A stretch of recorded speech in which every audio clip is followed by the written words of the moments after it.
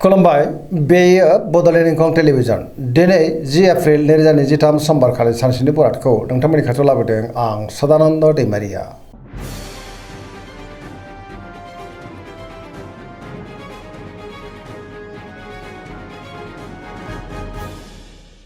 सिगां फरायनो लादों मेष राशि गिबि हांखो अ ल दिनैनि साना जोबोर मोजां गोसोखौ दिनै जोबोर गोजोननाय मोनगोन सुरखौ दिनै गोरलैयैनो फेजेननोबो हागोन जेरावबो जाफुंसारगोन आरो देरहासारगोन मावनो लानाय खामानिखौ थि समावनो आरो गोरलैयैनो मावफुंनोबो हागोन गोबां मोजां खाबु फैनोबो हागौ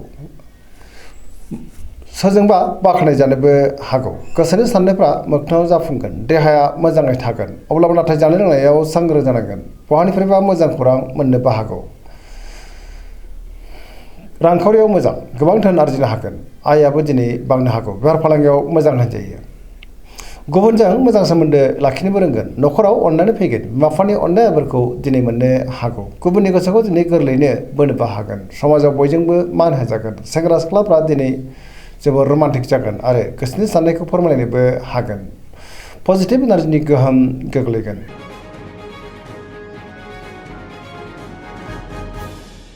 वृष राशि गिबि हांखो इ उ ब दिनैनि साना जोबोर मोजां गोसोखौ दिनै जोबोर गोजोननाय मोनगोन गोसोनि बोलोआ बांगोन मावनो लानाय खामानिखौ थि समावनो आरो गोरलैयैनो मावफुंनोबो हागोन समाजाव दिनै बयजोंबो मान होजागोन रांखावरियाव मोजां अब्लाबो नाथाय खरसायाबो बांनो हागौ बेफार फालांगियावबो मोजां होनजायो आयाबो दिनै बांनो हागौ गोबां मोजां खाबुबो दिनै मोननो हागौ न'खराव बिसि फिसायनि गेजेराव अननानै फैगोन बिदा फंबायजों दिनै मोजां सोमोन्दो थागोन सोरजोंबा बाख्नाय जानोबो हागौ देहाया दिनै मोजाङैनो थागोन गुबुननिफ्राय थोजासे हेफाजाबबो मोनगोन लोगोफोरनिफ्राय हेफाजाबखौ मोननो हागोन पजिटिभ एनार्जिनि गोहोम गोग्लैगोन आरो धोरोमारि बिथिङावबो गोसो दुंखांनो हागौ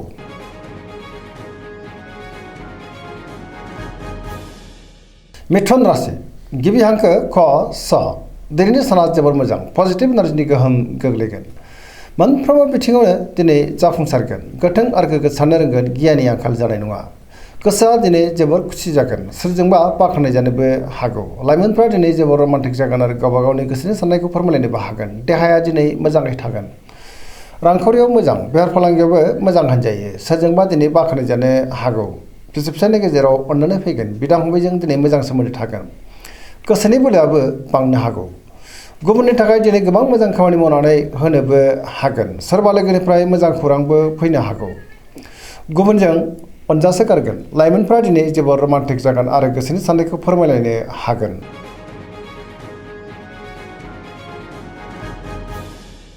कर्कट राशि गिबि हांखो ड ह दिनैनि साना जोबोर मोजां गोसोखौ दिनै जोबोर गोजोननाय मोनगोन सोरबा लोगोजों बाख्नाय जानो हागौ गुबुननि थाखाय दिनै गोबां मोजां खामानि मावनानै होनोबो हागोन गोसोआव पजिटिभ साननायबो फैगोन गोथों आरो गोग्गो साननो रोंगोन मावनो लानाय खामानिखौ थि समावनो आरो गोरलैयैनो मावफुंनोबो हागोन गुबुनजों बाख्नाय जानो हागौ रांखावरियाव मोजां बेफार फालांगियावबो दिनै जोबोर मोजां मुलाम्फा मोनगोन न'खराव बिसि फिसायनि गेजेराव अननानै फैगोन समाजावबो दिनै लोगो लेवा बांनो हागौ देहाया मोजाङै थागोन गुबुननिफ्राय थोजासे हेफाजाबबो मोनगोन बहाबा थाङोब्ला दिनै जोबोर मोजां आरो मोजाङैनो हान्थिनो हागोन समाजाव मान मोननो हागोन फरायसाफ्रा दिनै फरायनायाव गोसो दुंखांगोन आरो मोजां फिथाइ मोनगोन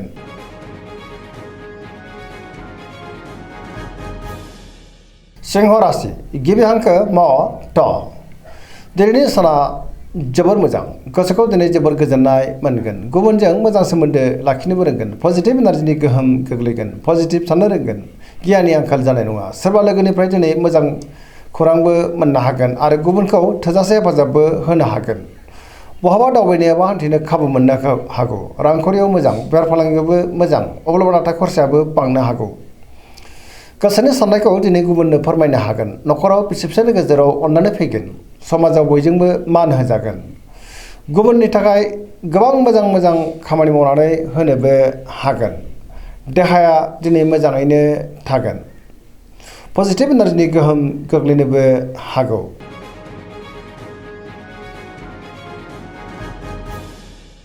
कन्या राशि गिबि हांखो प ट दिनैनि साना मोजां आरो गाज्रिनि गेजेरजों बाबेनलांनो हागौ गोसोनि साननायफ्रा टेबोर नांनोबो हागौ गोथों आरो गोग्गो साननो रोंनाय नङा गियाननिबो आंखाल जानो हागौ रांखावरियाव बारा मोजां नङा आयनिख्रुइ खरसाया बांसिन जानोबो हागौ। बेफार फालांगियावबो दिनै खहा जानांनो हागौ।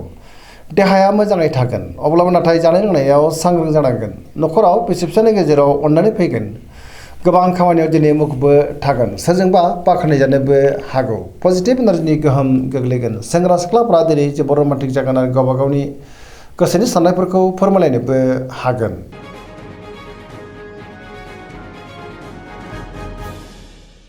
तुला राशि गिबि हांखो र ट। दिनैनि साना मोजां आरो गाज्रि गेजेरजों बाबेनलांनो हागौ। गोबां रोखोमनि जेंना जेंनाजों मोगा मोगि जानांनोबो हागौ। गियाननि आंखाल जानोबो हागौ। गोसोनि बोलोआ लोरबां जागोन। गावनि गोसोनि साननायखौ दिनै गुबुननो फोरमायनो गोब्राब जागोन। मावनो लानाय खामानिखौ मावफुंनो गोब्राब जानोबो हागौ। देहाया मोजाङै थागोन, अब्लाबो नाथाय जानाय लोंनायाव सांग्रां जानांगोन। रांखावरियाव मोजां, अब्लाबो नाथाय खरसायाबो बांगोन। बेफार फालांगियावबो मोजां होनजायो। न'खराव अननानै फैगोन। समाजाव दिनै मान मोननो हागोन। गुबुननि गोसोखौ दिनै गोरलैयैनो बोनोबो हागोन। अब्लाबो नाथाय नेगेटिभ एनार्जिनि गोहोमबो गोग्लैनो हागौ। सांग्रां जानाया गाहाम।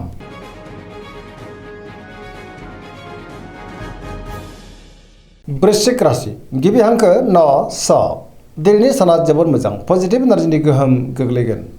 समाजाव दिनै लोगो लेवा बांनोबो हागौ। सोरबा गोजाम लोगोजों बहाबा लोगो मोनज्लायनानै गोसोआ दिनै जोबोर खुसि जागोन। गोसोआव पजिटिभ साननायबो फैनो हागौ।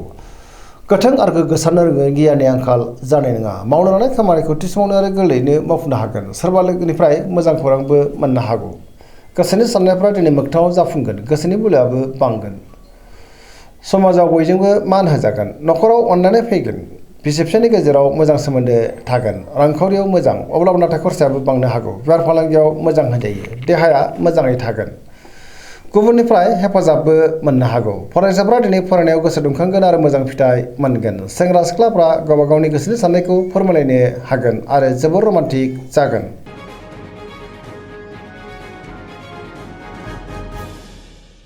धनु राशि गिबि हांखो ध फ भ। दिनैनि साना बारा मोजां नङा। गोसोनि साननायफ्रा देबोर नांनो हागौ। गोसोनि बोलोआ लोरबां जागोन। मावनो लानाय खामानिखौ मावफुंनो हायोब्लाबो माबा नङा माबा मोनसे गोरोन्थि जानोबो हागौ। गोसोनि साननायफ्रा दिनै देबोर नांगोन। रांखावरियाव बारा मोजां नङा। नाङा फाङा खरसाया बांगोन। बेफार फालांगियावबो दिनै बारा मोजां नङा होनजायो। समाजाव मान मोननो हागोन। बहाबा हान्थिनो एबा दावबायनो खाबु मोनगोन। देहाया दिनै मोजाङैनो थागोन। अब्लाबो नाथाय जानाय लोंनायाव सांग्रां जानांगोन। सोरबा लोगोनिफ्राय हरखाबै गाज्रि खौरांबो मोननो हागौ। बिदा फंबायनिफ्राय हेफाजाबखौ मोननो गोब्राब जानोबो हागौ। लाइमोनफोरनि गोसोआ दिनै जोबोर आला खाला जागोन। अब्लाबो नाथाय गोसोनि साननायखौ फोरमायनो हागोन। नेगेटिभ एनार्जिनि गोहोमबो गोग्लैनो हागौ। सांग्रां जानाया गाहाम।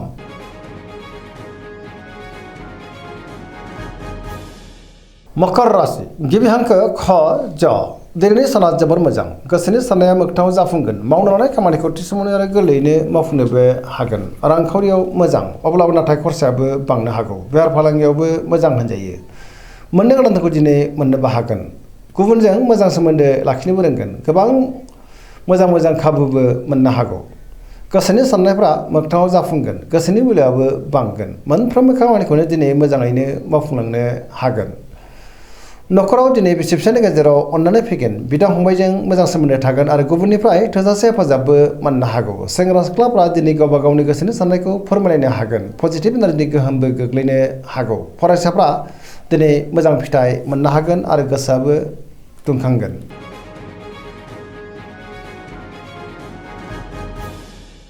कुम्भ राशि गिबि हांखो ग स। दिनैनि साना जोबोर मोजां। गोसोखौ दिनै जोबोर गोजोननाय मोनगोन। गुबुननि थाखाय दिनै गोबां मोजां खामानि मावनानै होनोबो हागोन आरो गोबां मोजां खाबुबो मोननो हागौ। मावनो लानाय खामानिखौ थि समावनो मावफुंनो हानानै गोसोआ दिनै जोबोर खुसि जागोन। सोरबा लोगोनिफ्राय मोजां खौरांबो फैनो हागौ। समाजाव मान मोननो हागोन। गोबां मुंदांखा सुबुंजों दिनै लोगो मोनज्लायगोन। रांखावरियाव मोजां, अब्लाबो नाथाय खरसायाबो बांनो हागौ। बेफार फालांगियाव मोजां होनजायो। देहाया मोजाङै थागोन। सोरबा लोगोनिफ्राय थोजासे हेफाजाबबो मोननो हागौ। बिमा बिफानि अननाय आरो बोरखौ मोननो हागोन। बहाबा थाङोब्ला दिनै जोबोर मोजां आरो मोजाङैनो हान्थिनो हागोन। पजिटिभ एनार्जिनि गोहोम गोग्लैनो हागौ।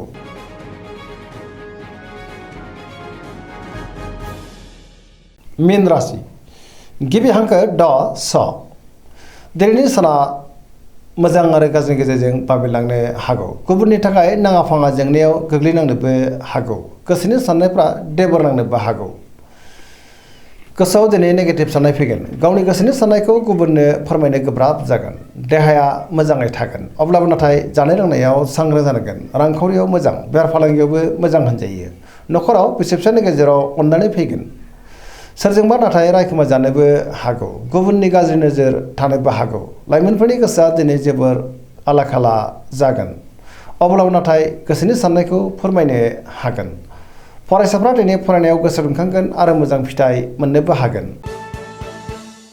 दिनैनि राशि फरायनाय एसेनोसै जोबनायाव बेखौनो खावलायो जाहाथे नोंथांमोना सानफ्रोमबो जोंनि बे बड'लेण्ड इंखं टेलिभिजनखौ नायबाय थायो आरो साबस्क्राइब खालामो लोगोसे लाइक खालामो आरो शेयार खालामो एसेनोसै गोजोन्थों।